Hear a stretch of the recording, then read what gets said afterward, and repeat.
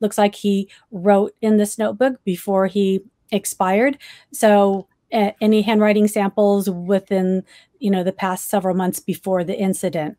So I would compare that to see if Brian was the author of the writing in the notebook. But then I also would want to examine the writing of the parents, because we know that the parents in some way were supporting the efforts in protecting their son. And so I would also request handwritings from the parents, because there's something called familial handwriting characteristics. So it does not happen in all families, but in some families, they will have very unique handwriting that is very specific to them. One person copies a unique characteristic of a letter or the way something is written, and they'll incorporate it into their writing. And somebody else in the family will copy that person, and it goes on. And the next thing you know, the whole family, they all have these strange and unique characteristics in their handwriting.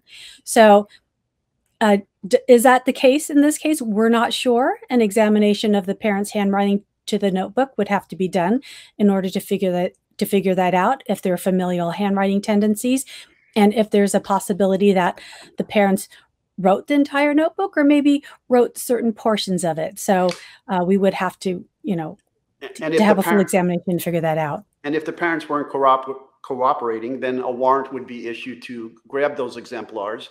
And then you may also get a court order to ask them to give you exemplars of writing in your presence.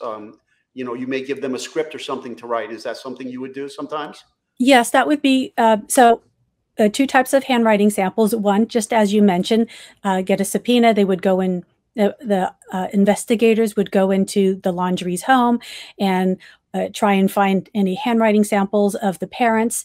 And if they can't find enough, then the other option would be, or just to supplement, is to do what we call request handwriting samples. So that means we are requesting that the parents sit down, and I would dictate excerpts from the notebook and have them write it. I would have them write it with their dominant hand. That's the hand that they're used to writing with. And then I would also have them write it with their non-dominant hand. And I would have them switch back and forth and use those samples and the samples collected from the home to compare to the writing in the notebook.